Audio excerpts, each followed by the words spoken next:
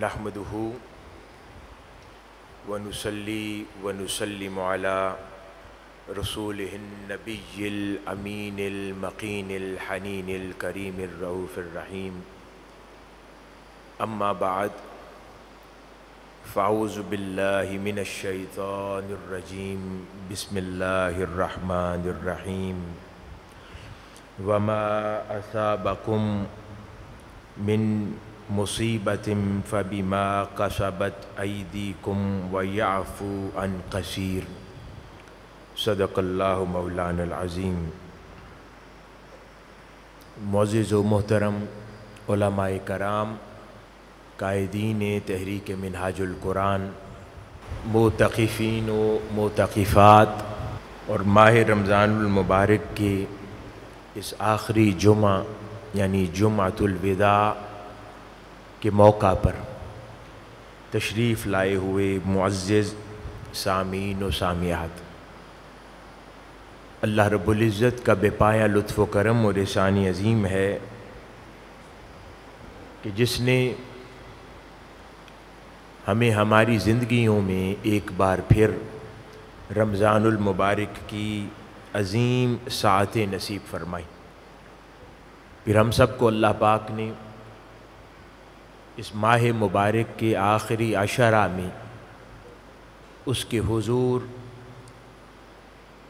जामिया अल Minhaj Baghdad town Lahore में हुज़ूर सैयदना ताहिर अलाउद्दीन अल क़ादरी अल गिलानी रदी अल्लाह ताला अन्हो के मरकद मुक़द्दस के साए में और हुज़ूर शेखुल इस्लाम प्रोफेसर डॉक्टर मोहम्मद ताहिरुल क़ादरी मद्दज़िल्लहुल आली की मईयत में एतिकाफ़ बैठने की तौफ़ीक़ अता फ़रमाई। फिर उसका फ़ज़्ल व करम और इनाम है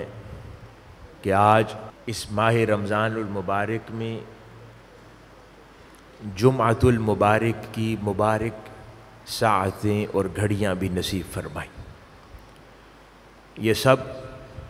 उसके करम और इनाम हैं जिसका जितना भी शुक्र उसके हुज़ूर बजा लाया जाए वो कम है। और हाज़रीन गिरामी, जैसे ही रमज़ानुल मुबारक की पहली सुबह तुलू होती है तो अल्लाह पाक कसीर तादाद में अहलियान इस्लाम में से हुज़ूर के उम्मतियों की बख्शिश व मग़फ़रत का परवाना जारी फरमा देता है। इसी तरह माह रमज़ानुल मुबारक के तमाम जुम्आ, जितने भी जुम्आ उस महीने में आते हैं, उन जुम्आ के अय्याम में भी अल्लाह रब्बुल इज़्ज़त ख़ुसूसियत के साथ और कसरत के साथ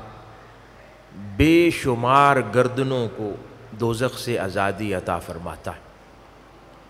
और फिर जब आखिरी अशरा आ जाता है और रमज़ानुल मुबारक की आखिरी रोज़ होता है, उस दिन फिर लखों खा अफराद को वो अपनी शान के लायक फिर दोज़ख से खुलासी और निजात का परवाना जारी फरमा देता है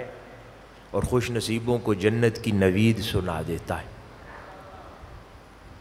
तो आज रमज़ानुल मुबारक का आखिरी जुमा है इस साल और 2-3 रोज़ बाद वो आखिरी दिन भी इस माह मुबारक का होगा कि इन 2 अय्याम में अल्लाह पाक कसरत से गर्दनों की दोज़ख से खुलासी करता है। तो हम अल्लाह रब्बुल इज़्ज़त की हुज़ूर दुआ के खास्तगार भी हैं और उम्मीद रखते हैं कि अल्लाह पाक हमारी गर्दनों को भी उन गर्दनों में शामिल फरमा ले कि जिनको इस साल दोज़ख से निजात और जन्नत का परवाना नसीब होगा। और अल्लाह पाक हमारी ज़िंदगियों को ऐसा कर दे कि जैसी ज़िंदगियों से अल्लाह और उसके रसूल सल्लल्लाहु अलैहि वसल्लम राज़ी होते हैं और ऐसे तमाम उमूर हमारी ज़िंदगियों से निकाल दे, वो उमूर जो अल्लाह और उसके रसूल सल्लल्लाहु अलैहि वसल्लम की नाराज़गी का बाइस बनते। हाज़रीन गिरामी, आज पूरी उम्मत मुस्लिमा बिलउमूम और पाकिस्तान बिलखुसूस बेपनाह आजमाइश, تکالیف، غربت و افلاس، مہنگائی، قتل و غارت، خوف و ہراس، انسٹیبلٹی، یعنی ہر اس مرض اور برائی جس کا سوچ سکتے ہیں ان تمام امراض میں سے گزر رہا ہے. یا یوں کہہ لیں کہ پاکستان اور پوری امت مسلمہ بالعموم ایسے دور سے گزر رہی ہے کہ ہر پریشانی اور ہر آزمائش ان کا حصہ ہے. حکمران میسر آئیں تو ظالم، انصاف کا تقاضا کرنے کے لیے کوئی جائے تو انصاف ناپید، خریداری کے لیے کوئی جائے تو انسان کی جیب ساتھ نہ دے، بھوک اور افلاس کا ایسا عالم کہ لوگ اپنے ہاتھوں سے اپنے بچوں کو قتل کرنے پر مجبور ہو جائیں، راہ زنی اور ڈاکہ زنی اپنے عروج پر ہو، انسان کی جان کی کوئی قیمت باقی نہ رہے، انسان کی حرمت، عزت اور غیرت باقی نہ رہے. یہ وہ تمام مسائل ہیں. پھر کوئی ملک کے اندر بھی سننے والا نہ ہو، ملک کے باہر بھی سننے والا نہ ہو، انسان تو انسان، ملک کی عزت بھی محفوظ نہ رہتی ہو. یہ وہ تمام مسائل ہیں جو نشاندہی کرتے ہیں زوال کی طرف، جو نشاندہی کرتے ہیں تباہی کی طرف، اور جو نشاندہی کرتے ہیں اللہ کے عذاب کی طرف. یعنی امت مسلمہ بالعموم اور پاکستان بالخصوص اللہ رب العزت کی حضور سے گرفت میں ہے. اور جب اللہ کی حضور سے پکڑ اترتی ہے تو اس کے اوپر جبین نیاز توبہ کے سجدوں میں جھکائی جاتی ہے. اللہ کی حضور پھر گڑ گڑا کر اپنے گناہوں پر معافی مانگی جاتی ہے، اس کے حضور توبہ طلبی کی جاتی ہے، اس کے حضور انسان اور قومیں پھر معافی کی خواستگار ہوتی ہیں تاکہ اللہ رب العزت پھر سے کرم نوازی فرما دے، پھر سے معاف فرما دے، پھر سے تقدیر بدل دے، پھر سے حال اور احوال بدل دے. آج ہمیں اس چیز کی ضرورت ہے اور اس ماہ رمضان کے اختتام پر خصوصیت کے ساتھ امت مسلمہ کو ان حالات میں یاد رکھنے کی ضرورت ہے اور اللہ کے حضور دستے دعا دراز کرنے کی ضرورت ہے کہ اللہ پاک ہمیں ہمارے گناہوں پر معاف فرما دے اور امت مسلمہ کے حالات اور تقدیر کو بدل دے. حاضرین گرامی، قرآن مجید کی جو آیت مبارکہ میں نے ابتدا میں تلاوت کی ہے، اس میں اس مسئلے کے اوپر وضاحت کے ساتھ اللہ رب العزت نے ارشاد فرمایا کہ اور جو مصیبتیں بھی تمہیں پہنچتی ہیں وہ تمہارے ہی گناہوں کی وجہ سے پہنچتی ہیں جو تم نے اپنے ہاتھوں سے کیے، اور اللہ کسی پر بھی ظلم نہیں کرتا. اللہ تو ایسا ہے کہ بہت سارے گناہ درگزر فرما دیتا ہے. جو میں نے گفتگو کی ابتدا میں عرض کیا، اسی کی طرف قرآن مجید نشاندہی فرما رہا ہے کہ جو کچھ ہم پر بیتتا ہے بطور انڈیویجول بھی اور بطور قوم بھی، وہ اللہ رب العزت فرما رہا ہے یہ اللہ پاک تو کسی پر ظلم نہیں کرتا، اللہ پاک تو کسی کے ساتھ ناانصافی نہیں فرماتا، یہ تمہارے اپنے اعمال ہیں جس کا صلہ تم چکھ رہے ہو، یہ تمہارے اپنے فیصلے ہیں جس کی تکلیف تم بھگت رہے ہو، یہ تمہاری اپنی سمجھ بوجھ اور اس کے نتیجے میں کیے گئے کارہائے نمایاں ہے جس کا اثر اور جس کا فیصلہ، جس کی تاثیر اور جس کی تکلیف تم تک پہنچ رہی ہے. اگر قرآن مجید اور احادیث مبارکہ کا مطالعہ کیا جائے اور کتب کا مطالعہ کیا جائے، پرانی امم کی تاریخ کا مطالعہ کیا جائے، تو ایک چیز روز روشن کی طرح عیاں ہو جاتی ہے کہ اللہ رب العزت کا ایک نظام ہے. وہ نظام یہ ہے کہ جو ہم سے کبائر اور صغائر یعنی گناہ کبیرہ اور گناہ صغیرہ کی صورت میں جو کچھ سرزد ہوتا ہے اس کی آخرت میں تو سزا ہے ہی صحیح اس گناہ کے درجے کے مطابق، لیکن اللہ رب العزت اس گناہ کی سزا مکافات عمل کے نتیجے میں اس دنیا میں بھی بہت کڑی اتارتا ہے۔ یہ اللہ رب العزت کا نظام ہے۔ آئیے قرآن مجید کے مختلف مقامات سے اس نظام کو اور بہتر انداز میں سمجھنے کی کوشش کرتے ہیں۔ سورہ الروم میں اللہ پاک ارشاد فرماتا ہے کہ خشکی اور سمندر میں فساد بپا ہو گیا لوگوں کے ہاتھوں کی کمائی کی وجہ سے، تاکہ اللہ تعالیٰ ان کو ان کے بعض اعمال کا مزہ چکھائے اور وہ باز آ جائیں۔ یعنی اب یہ افراتفری فساد کی طرف اشارہ ہو رہا ہے کہ وہ سمندر میں فساد بپا ہو گیا، اور یہ کیوں بپا ہوا؟ انسان کے اپنے ہاتھ کی کمائی کی وجہ سے۔ کہیں ہم انوائرمنٹل پولوشن دیکھتے ہیں، کہیں ہم خبروں میں سنتے ہیں کہ سی لائف ختم ہو گئی، مچھلیاں مرتی جا رہی ہیں، خوراکیں زہر آلودہ ہو گئی ہیں، پانی کنٹامینیٹ ہو گئے ہیں، اور صاف اور شفاف ماحول میسر نہیں ہے، زہر آلود ہو گیا ہے۔ یہی تو اللہ پاک فرما رہا ہے تمہیں تو میں نے صاف ستھری دنیا دی تھی، تمہیں تو میں نے اجلا موسم دیا تھا، صاف ستھری ہوائیں اور فضائیں دی تھیں، یہ تم نے اس کو پلیوٹ تو اپنے ہاتھ سے کیا ہے، اس کو تباہ و برباد تو اپنے ہاتھ سے کیا ہے۔ تو اللہ پاک فرما رہا ہے کہ وہ سمندروں میں فساد بپا ہو گیا، اور ہم نے ان کو ان کے اعمال کا نتیجہ دیا تاکہ یہ عمل کا مزہ چکھیں اور باز آ جائیں۔ اسی طرح دوسرے مقام پر اللہ پاک ارشاد فرماتا ہے، اور جو بھی مصیبت تجھے پہنچتی ہے وہ تیرے نفس کے شر کی وجہ سے پہنچتی ہے۔ اسی طرح دوسرے مقام پر اللہ پاک ارشاد فرماتا ہے پہلے لوگوں پر جو مصیبتیں آئیں وہ ان کی برائیوں کی وجہ سے آئیں، اور جو انہوں نے کیا ان لوگوں میں سے جو بھی ظالم ہیں جلد ہی اپنے اعمال کے برے نتیجے دیکھ لیں گے، یہ لوگ ہمیں عاجز کرنے والے نہیں ہیں۔ ایک اور مقام پر اللہ پاک ارشاد فرماتا ہے مگر جب وہاں کے رہنے والے ظلم کرنے لگیں اور ہم بستیوں کو ہلاک کر دیتے ہیں، جب وہاں کے رہنے والے ظلم کرنے لگیں، یعنی جہاں پر ظلم و بربریت کا بازار گرم ہو جائے، علل اعلان دن دہاڑے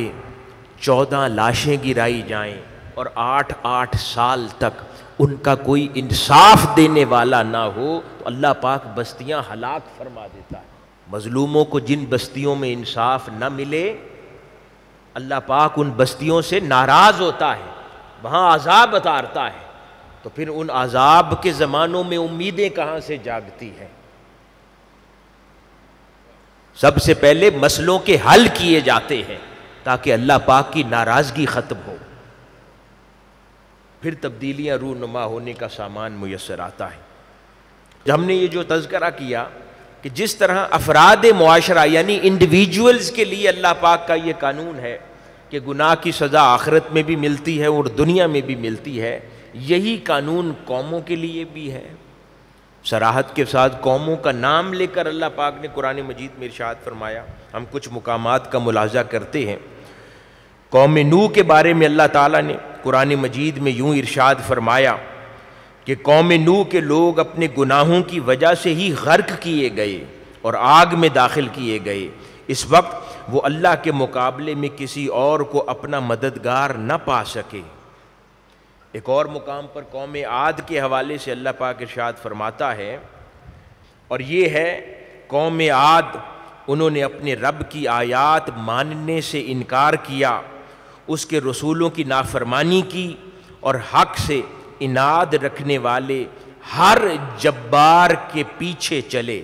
جس کے نتیجے میں اس نے دنیا میں بھی ان پر لعنت کی اور آخرت میں بھی لعنت کیے جائیں گے۔ خبردار، قوم عاد نے اپنے رب سے کفر کیا، سنو اسی وجہ سے قوم عاد کو ہلاک کر دیا۔ اسی طرح قوم سمود کے حوالے سے اللہ پاک قرآن مجید میں یوں ارشاد فرماتا ہے کہ اور جو قوم سمود تھی ان کے سامنے ہم نے ہدایت پیش کی، لیکن انہوں نے ہدایت کی بجائے اندھا پن پسند کیا، چنانچہ ان کے بد اعمالیوں کی وجہ سے انہیں رسوا کن عذاب نے آ لیا۔ اسی طرح قوم شعیب کے حوالے سے اللہ پاک قرآن مجید میں ارشاد فرماتا ہے اور مدین والوں کی طرف ہم نے ان کے بھائی شعیب کو بھیجا۔ شعیب نے اپنی قوم سے کہا، اے میری قوم، اللہ کی عبادت کرو، آخرت پر ایمان لاؤ اور زمین پر فساد بپا نہ کرتے پھرو۔ قوم نے شعیب کو جھٹلا دیا، چنانچہ زبردست زلزلے کے عذاب نے انہیں پکڑ لیا اور وہ اپنے گھروں میں اوندھے منہ پڑے رہے۔ اسی طرح قوم لوط ہم جنسی کا شکار تھی، اس گناہ میں مبتلا تھی، اس کے بارے میں اللہ پاک ارشاد فرماتا ہے ہم نے قوم لوط پر پتھروں کی بارش اس طرح برسائی جس طرح بارش برسانے کا حق ہوتا ہے، پھر دیکھو مجرموں کا انجام کیسا ہوا۔ جب وہاں نافرمانیاں سرزد ہو جائیں تو پھر اللہ پاک آسانی سے معافی عطا نہیں فرماتا، پھر گرفت فرماتا ہے، پھر گرفت کا دور شروع ہو جاتا ہے، پھر عذاب کا دور شروع ہو جاتا ہے۔ پہلے اذان ہوتی ہے،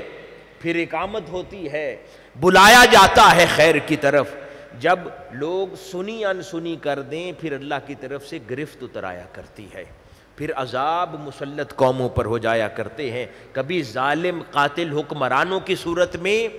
کبھی مہنگائی کی صورت میں، کبھی غربت اور افلاس کی صورت میں، کبھی قتل و غارت کی صورت میں۔ اسی طرح قرآن مجید کے اندر اللہ رب العزت نے ایک اور قوم کا بغیر نام کے حوالے کے یوں ذکر فرمایا۔ اللہ رب العزت ایک بستی کی مثال پیش فرماتا ہے جو پرامن اور پرسکون زندگی بسر کرتی تھی، ہر طرف اسے بافر رزق مہیا کیا ہوا تھا، پھر اس نے اللہ کی نعمتوں کی ناشکری کی تو اللہ نے ان کے اعمال کی وجہ سے بھوک اور خوف کا مزہ چکھایا۔ اسی طرح ایک اور مقام پر اللہ پاک قوم سبا کا ذکر فرماتا ہے اور ارشاد فرماتا ہے کہ قوم سبا کے لیے ان کے اپنے ہی مسکن میں ایک نشانی موجود تھی، ان کے دائیں اور ان کے بائیں دو باغ تھے، انہیں حکم دیا گیا اپنے رب کا رزق کھاؤ اور اس کا شکر ادا کرو، نعمتیں بھی بھرپور تھیں اور معاف کرنے والا رب بھی تھا۔ ذرا غور کیجئے، اس قوم پر نعمتیں بھی بے پناہ دے رکھی تھی اللہ نے اور معاف کرنے والا رب بھی تھا، لیکن انہوں نے اللہ تعالیٰ کے حکم سے پھر منہ موڑ لیا اور ہم نے ان پر پھر بند توڑ سیلاب کا عذاب بھیجا اور ان کے پھلدار باغوں کو کڑوے پھلوں سے اور ان کے درختوں کو جھاڑوں سے بدل دیا اور چند بیری کے درختوں کے باغوں سے بدل دیا، اور یہ سزا ان کی ناشکری کی وجہ سے دی، ایسی ہی سزا ہم ہر ناشکر انسان کو دیتے ہیں۔ اللہ پاک کی رحمت کے تذکرے تو سنتے ہیں نا، جب وہ گرفت فرماتا ہے تو پھر یہ اس کے انداز ہوتے ہیں۔ تو حاضرین گرامی، گزشتہ اقوام کی تاریخ اس بات پر شاہد ہے کہ چاہے زمانہ عسر ہو یا زمانہ یسر ہو، یا کسی کا عسر یسر سے بدلا گیا ہو تو وہ کسی اور وجہ سے نہیں ہوا سوائے اس کے کہ ان قوموں کے اپنے اعمال اس کی وجہ بنے ہیں، لوگوں کے اپنے حالات ان کی وجہ بنے ہیں، اور لوگوں کے وہاں بسنے والوں کے اپنے اعمال اس کی وجہ بنتے ہیں۔ آئیے اب کچھ آقا علیہ الصلوۃ والسلام کی احادیث مبارکہ جانتے ہیں جو اسی موضوع کی طرف ہماری توجہ مبذول کروا رہی ہیں۔ آقا علیہ الصلوۃ والسلام نے امت کی توجہ بارہا اس مسئلے کی طرف کروائی کہ اپنے گناہوں کو ترک کر دو، اپنے حالات، اپنے اخلاق سنوار لو اس سے پہلے کہ اللہ رب العزت کی گرفت اتر آئے۔ آخرت کے اندر بھی اس کے عذاب کے مستحق ٹھہرو اور دنیا میں بھی آفات و بلیات کے مستحق ٹھہرو۔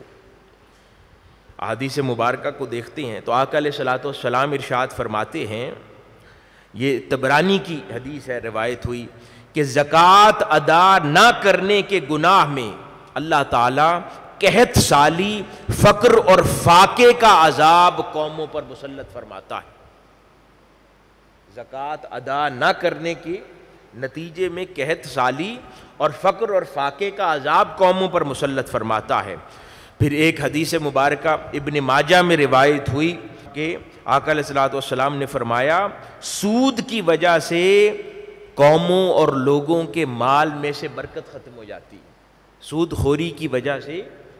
مال میں سے برکت ختم ہو جاتی ہے، اور پھر جو قومیں خیر اور حق کے ساتھ نہیں کھڑی ہوتی اور ان خیر اور حق کی نمائندگی کرنا ترک کر دیتی ہیں تو اللہ رب العزت ان قوموں کی دعائیں قبول کرنا بند فرما دیتا ہے۔ پھر اسی طرح فرمایا، شراب کی جہاں کثرت ہو جائے وہاں پر اللہ رب العزت زلزلوں کا عذاب بھیجتا ہے، ترمذی شریف میں روایت ہوا۔ اسی طرح آقا علیہ الصلوۃ والسلام نے ارشاد فرمایا، امام احمد بن حنبل اسے روایت فرماتے ہیں کہ حلال اور حرام میں تمیز نہ کرنے والوں کی شکلیں اللہ پاک مسخ فرما دیتا ہے۔ پھر ابن ماجہ میں روایت ہوئی حدیث مبارکہ، آقا علیہ الصلوۃ والسلام فرماتے ہیں کہ بے حیائی اور فحاشی پھیلانے والوں پر نامعلوم مہلک بیماریوں کا عذاب نازل کیا جاتا ہے۔ نامعلوم اور مہلک بیماریوں کا، یہ جو ساری دنیا اس دور میں کرونا وائرس کا شکار ہوئی، اور نہ جانے ہر روز کتنے نئے وائرس وجود میں آتے جا رہے ہیں، انسان مبتلا ہوتا ہے کیونکہ ہمارا زمانہ بے حیائی اور فحش کاموں میں مصروف ہو گیا ہے۔ حضور کی امت بھی اس طرف اپنے آپ کو لے گئی ہے۔ سب سے زیادہ بے حیائی اس وقت مسلمان ممالک میں نظر آتی ہے، عرب ممالک میں نظر آتی ہے۔ پاکستان کے اندر آپ دیکھتے چلے جائیں، وہ شخص جو اللہ اور اس کے رسول پر کبھی ایمان لایا ہی نہیں، اس کا معاملہ اور اللہ اس کے رسول کے ساتھ آخرت میں ہے۔ جو شخص اللہ اور اس کے رسول پر ایمان لایا، کہنے کو مسلمان ہو، شمار مومنین میں ہو، جب وہ اس کے راستے سے ہٹ جائے، گمراہی میں پڑ جائے، فحش کاموں میں مبتلا ہو جائے، تو اللہ پاک اس کو پھر سمجھانے کے لیے سختی، آزمائش اور عذاب اتارتا ہے۔ جس کی طرف ہدایت بھیجے اور وہ ہدایت نہ مانے، وہ اس بات کا اللہ پاک زیادہ برا مناتا ہے اس بات سے کہ جس کی طرف ہدایت بھیجی ہی نہ گئی ہو۔ اسی طرح ایک اور حدیث مبارکہ ہے، یہ بھی ابن ماجہ میں روایت ہوئی۔ آقا علیہ الصلوۃ والسلام فرماتے ہیں، ذرا قوم کے احوال پر بھی ان کی روشنی میں غور کرتے چلے جائیں۔ آقا علیہ الصلوۃ والسلام فرماتے ہیں کہ ماپ تول میں کمی کرنے والوں پر آفات ارضی و سماوی کے علاوہ ظالم حکمرانوں کا عذاب بھی مسلط کر دیا جاتا ہے۔ آقا علیہ الصلوۃ والسلام نے فرمایا، جو قومیں ماپ تول میں کمی کرتی ہیں، ذرا غور کیجئے پاکستان میں کیا کچھ نہیں ہوتا۔ ٹی وی پہ پروگرامز نہیں دیکھتے، کبھی دودھ تک آپ کا خالص نہیں ہے، پھر کوکنگ آئلز ہیں اس میں خدا جانے کیا کچھ ملا کر زہر لوگوں کو دیتے ہیں، کھانے کی خالصیت ختم ہو گئی ہے، 1000 طرح کی بیماریاں اس سے در رہی ہیں، یعنی ملاوٹ اپنے عروج پر ہے، اس لیے یہاں تباہی ہے۔ ہم اگر دوسری قوموں کا تذکرہ کرتے ہیں نا کہ وہ نان مسلم اقوام ہیں لیکن ترقی یافتہ ہیں، تو وہاں ملاوٹ بھی نہیں ہے، وہاں پر 1-2 اور طرح کی امراض ہوں گی، لیکن اللہ پاک جو فرما رہا ہے کہ ان کو ظالم حکمران ان پر بطور عذاب مسلط کروں گا، یعنی یوں سمجھیں کہ آپ لوگوں پر پچھلے کچھ عرصے میں تازہ ایک نیا عذاب اترا ہے اللہ کی طرف سے۔ جب ظالم اور قاتل حکمران کسی قوم کو میسر آ جائیں تو یہ عذاب الہی ہے۔ تو یہ ملاوٹ پہ باز نہیں آتے، اپنی برائیوں سے باز نہیں آتے، بدستور ایک عمل جاری رکھے ہوئے ہیں، اور ہم سوشل میڈیا پر آہو بکا کر رہے ہیں لیکن اللہ کی طرف رجوع نہیں کر رہے جہاں سے یہ تکالیف اتر رہی ہیں۔ چیخ و پکار کرتے ہیں، 100 طرح کی سیاست کرتے ہیں، لطیفے بناتے ہیں، ٹویٹس کرتے ہیں، ویڈیوز بنا کر شیئر کرتے ہیں، وائرل کرتے ہیں، نعرے بازی کرتے ہیں، جلسے جلوس کرتے ہیں۔ جو کرنے والا کام ہے کہ اللہ کے حضور جھکو، رجوع کرو، توبہ کرو، اللہ کے حضور معافی مانگو، اپنے گناہوں پر ماپ تول میں کمی سے باز آ جاؤ، گناہ سے باز آ جاؤ، لوگوں کے ساتھ ظلم سے باز آ جاؤ، اس سے نہیں رکتے، تاکہ اللہ پاک ہمارے ساتھ مہربانی فرما دے، بطور قوم ہماری تقدیر بدل دے، بطور قوم ہمارے حالات سنوار دے۔ اس طرف نہیں آ رہے۔ اگلی بات ذرا غور سے سنیں۔ آقا علیہ الصلوۃ والسلام نے فرمایا، اسے بھی ابن ماجہ میں روایت کیا گیا کہ جن قوموں میں عدالتوں میں انصاف ملنا بند ہو جائے، ان قوموں میں اللہ پاک خانہ جنگی کا عذاب مسلط فرما دیتا ہے۔ حدیث مبارکہ ہے۔ اب ذرا بتائیں کہ کیا کیا کچھ یہاں نہیں ہو رہا۔ ماپ تول میں کمی کرتے ہیں تو ظالم حکمران میسر آتے ہیں، انصاف نہیں ملتا۔ 8 سال ثانیہ ماڈل ٹاؤن ہو، ثانیہ بلدیہ ہو، نہ جانے کتنے لوگ انصاف کے لیے مارے پھرتے ہیں، اور سال آ سال انصاف نہیں ملتا، تو اس کا نتیجہ ملک کے اندر یہ خانہ جنگی کسی صورتحال ہے۔ یہ سب کچھ آقا علیہ الصلوۃ والسلام نے کھول کر بیان فرما دیا ہے۔ ہم کیا ڈھونڈتے ہیں؟ اور ان چیزوں کی اصلاح کی حاجت ہے، یہ سنوارنے کی ضرورت ہے، تو تقدیر بدلے گی۔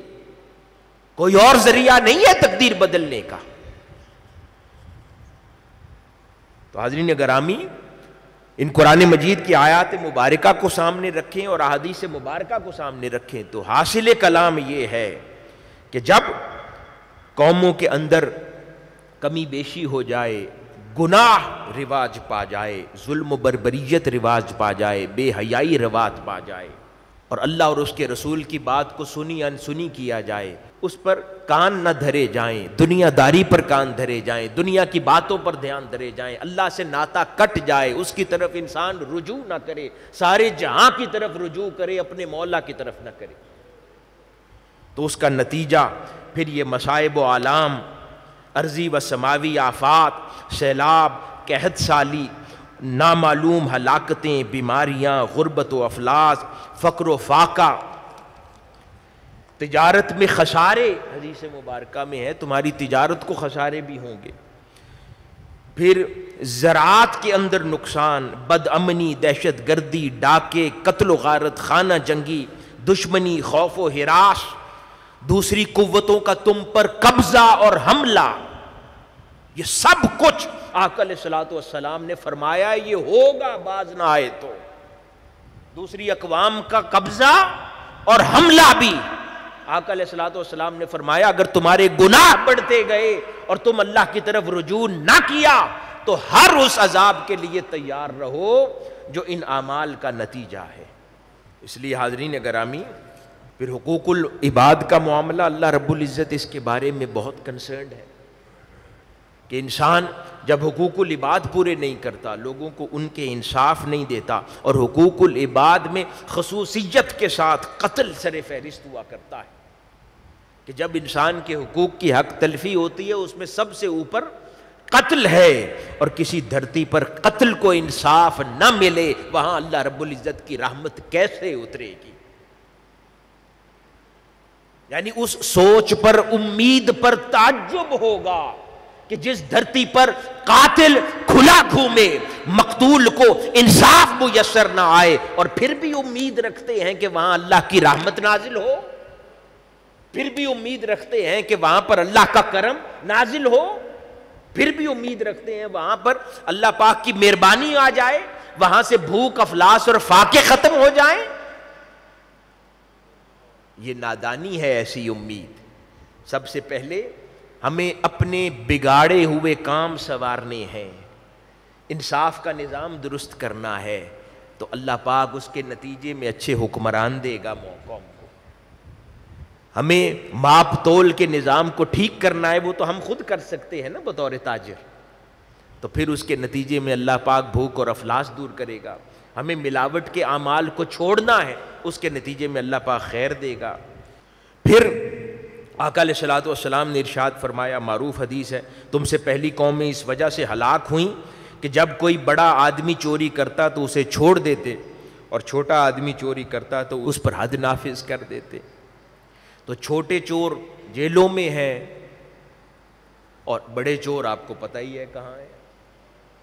تو اس سے اندازہ لگایا جا سکتا ہے کہ اللہ پاک انصاف کہاں سے عطا فرمائے گا، کیسے میسر آئے گا انصاف۔ تو حاضرین گرامی، یہ وہ امور ہیں جس کی طرف ہمیں متوجہ ہونے کی ضرورت ہے۔ اسی طرح آقا علیہ الصلوۃ والسلام نے جب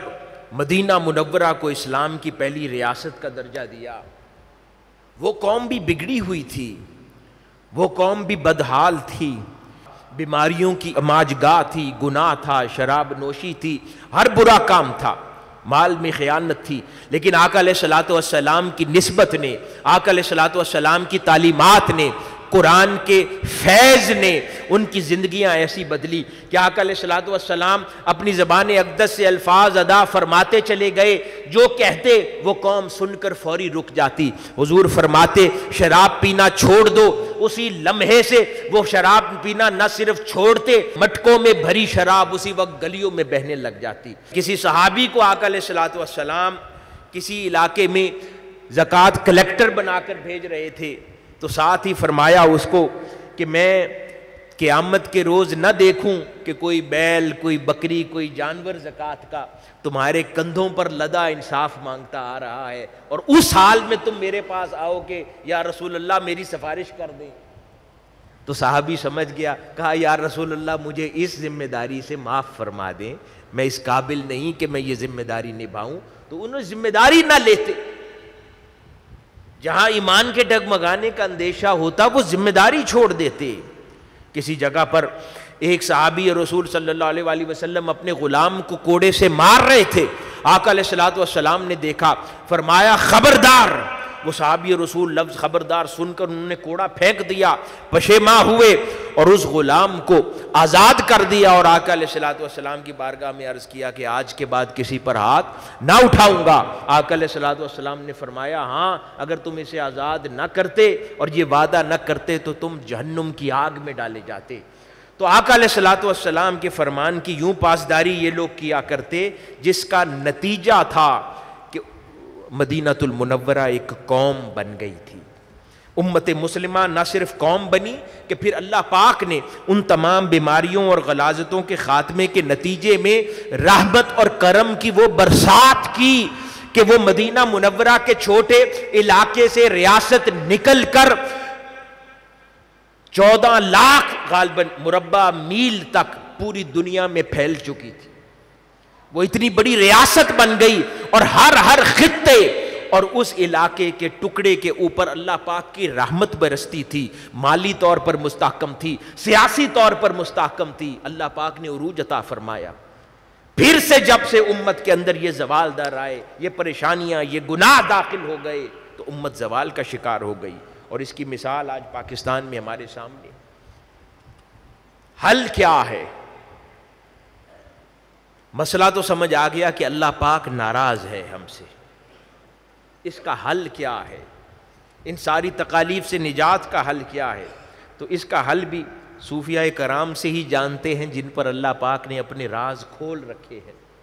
آشکار کر رکھے ہیں۔ امام قرطبی بیان فرماتے ہیں رحمۃ اللہ علیہ،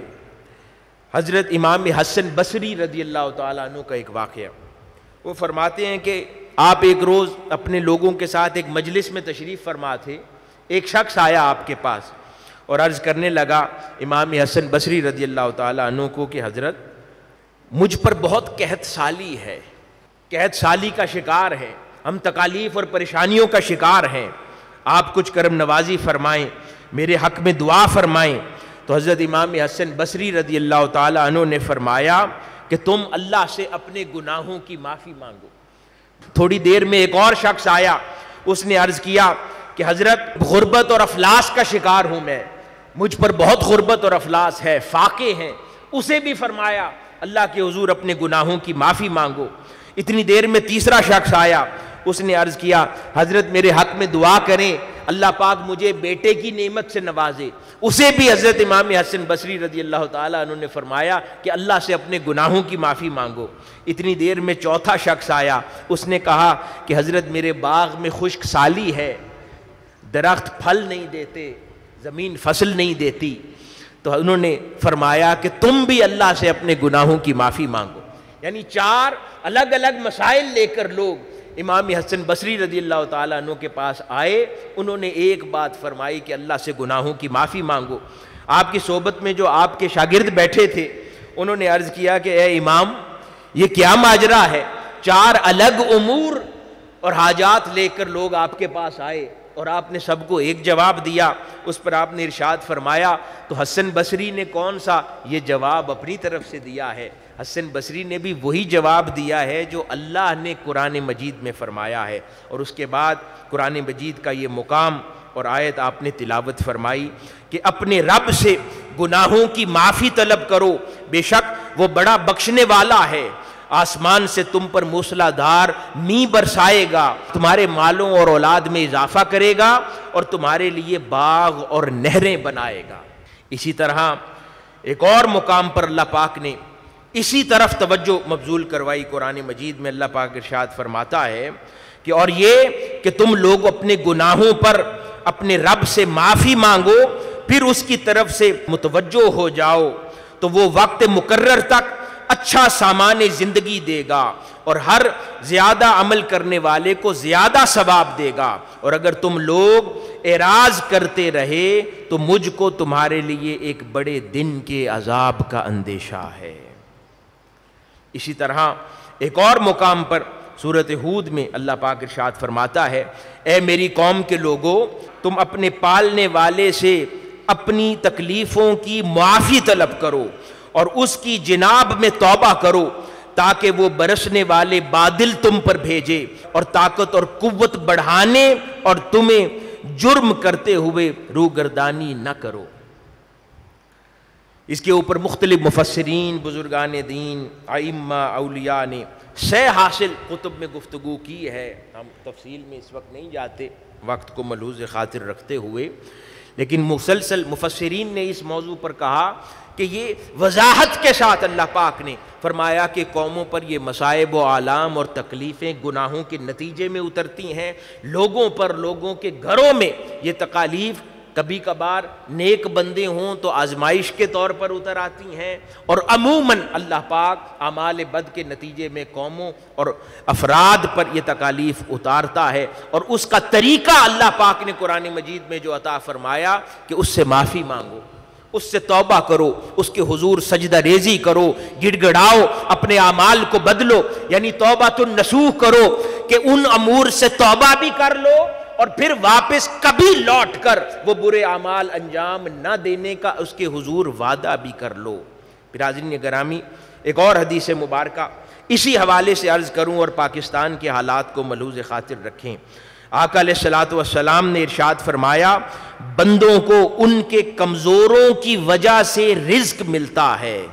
اور ان کی مدد کی جاتی ہے. تو یہ افراد پر بھی اس کا اطلاق ہے اور قوموں پر بھی اس کا اطلاق ہوتا ہے. حضرت مصعب بن سعد رضی اللہ تعالیٰ عنہ روایت فرماتے ہیں, بیان کیا گیا کہ آقا علیہ الصلوۃ والسلام نے ارشاد فرمایا کہ کمزوروں کے طفیل ہی تم کو رزق ملتا ہے اور تمہاری مدد کی جاتی ہے, جو میں نے عرض کیا. ایک بخاری شریف میں روایت ہے اور ایک اور مقام پر آقا علیہ الصلوۃ والسلام نے فرمایا تم لوگ میری رضا, کتنی پیاری بات ہے, غور سے سنیے, تم لوگ میری رضا اپنے کمزوروں کے اندر تلاش کرو کیونکہ تمہیں کمزوروں کی وجہ سے رزق ملتا ہے اور تمہاری مدد کی جاتی ہے. اب اس کا تعلق افراد معاشرہ یعنی ہم سے بھی ہے اور قوموں اور ممالک سے بھی ہے. کئی بار ہم ویسٹرن کنٹریز کو دیکھتے ہیں, ہم کہتے ہیں وہ تو خدا پر ایمان نہیں رکھتے, تو ماجرا کیا ہے, وہ خوشحال کیوں ہے, وہاں پر مال کی فراوانی کیوں ہے, وہاں پر خیر کیوں برستی ہے؟ وہ اس لیے کہ وہاں کے کمزور کو انصاف بھی ملتا ہے, وہاں کے کمزور کو خوراک بھی ملتی ہے، وہاں کے کمزور کو حقوق میسر ہیں۔ یہ مسلمانوں کا ہی زمانہ ہے، یہ مسلمانوں کے ہی ممالک اور ان کے ادوار ہے کہ جہاں پر امیر کو سب کچھ ملتا ہے، کچھ نہیں ملتا تو کمزور کو ہی نہیں ملتا، حقوق نہیں ملتے تو کمزور کو ہی نہیں ملتے، انصاف نہیں ملتا عدالتوں سے تو کمزور کو ہی نہیں ملتا۔ یہاں پر اگر امیر مارا جائے تو 4 دن میں انصاف لے لے، غریب مارا جائے تو 8 سال۔ ثانیہ ماڈل ٹاؤن کے شہداء کے 14 شہیدوں کے لواحقین کو انصاف نہ ملے، اس وجہ سے آقا علیہ الصلوۃ والسلام نے فرمایا کہ رزق اور خیر تب ملتی ہے جب کمزوروں کے ساتھ بھلائی کرو، اور جس قوم میں کمزوروں کا ہی استحصال ہوتا ہو وہاں پر اللہ کی طرف سے رزق کی فراوانی، خیر کی فراوانی، مہنگائی کا خاتمہ، دہشت گردی کا خاتمہ، امن و امان کا قیام، اس کی امید رکھنا بھی نادانی ہے۔ پہلے اپنے اطوار بدلے جائیں، اپنے اخلاق بدلے جائیں، اپنے کمزوروں کو سہارا دیا جائے، نظام کو بدلا جائے، وہ نظام جو ہمارے اپنے ہاتھ میں ہے، اپنے کاروبار میں ہے۔ بطور تاجر ہم اپنا نظام بہتر کر سکتے ہیں، بطور سٹیزن جو لوگ ہم سے وابستہ ہیں ہم ان کو جس ذمہ داری پر فائز ہیں، اگر انصاف کی کرسی پر فائز ہیں تو انصاف دینے میں حق ادا کر دیں، تاجر ہیں تو تجارت کرنے میں انصاف کر لیں، پولیس آفیسر ہیں تو بطور پولیس آفیسر ہر الامکان کوشش کر کے لوگوں کو انصاف مہیا کرنے کی کوشش کریں، استاد ہیں تو پڑھانے کا حق ادا کر دیں، جو کچھ ہمارے اختیار میں ہے ہم انصاف کریں تو یقیناً اللہ رب العزت کے حضور سے رحمت کا نزول ہوگا۔ اور اگر اس طرف توجہ نہ دی تو یہ حالات پاکستان میں جو کچھ ہو رہا ہے، ماپ تول کی کمی کرتے ہیں۔ آقا علیہ الصلوۃ والسلام نے فرمایا تم پر ظالم حکمران مسلط ہوں گے، تو وہ ختم کر دیں، وہ تو ہمارے اپنے ہاتھ میں ہے نا۔ ہمیں کوئی آ کر ہاتھ پکڑ کے تو نہیں کہتا کہ دودھ میں ملاوٹ کرو، گھی میں ملاوٹ کرو، یہ ہمارا اپنا نفس ہے نا، اور ہمارے ساتھ وابستہ شیطان ہے جو ہمیں اکساتا ہے ان گناہ کے معاملات کے اوپر۔ میں بات ختم کر رہا ہوں اس بات کے ساتھ کہ پھر تاجروں کے لیے آقا علیہ الصلوۃ والسلام نے اسی طرح ارشاد فرمایا کہ اگر دونوں خریدنے بیچنے والے سچ سچ بول دیں اور اپنی چیز کو واضح کر دیں تو ان دونوں کو خرید و فروخت میں برکت عطا کی جائے گی، اور اگر دونوں جھوٹ بولیں اور عیب کو چھپا لیں تو ان کی برکت ختم ہو جائے گی۔ اگر کسی کی تجارت میں برکت نہیں ہے تو زمانے کو الزام کیوں دینا، وہ اپنے حالات اور اپنی کاروباری تجارت لین دین کے نظام کو خود ہی دیکھ لے، وہ کتنا جھوٹ بولتا ہے، لین دین میں کتنی سچائی سے کام لیتا ہے، اپنی بیچنے والی چیز کو کتنا واضح کر کے لوگوں کے سامنے رکھتا ہے۔ حضور نے ارشاد فرما دیا کہ ماجرا کیا ہے۔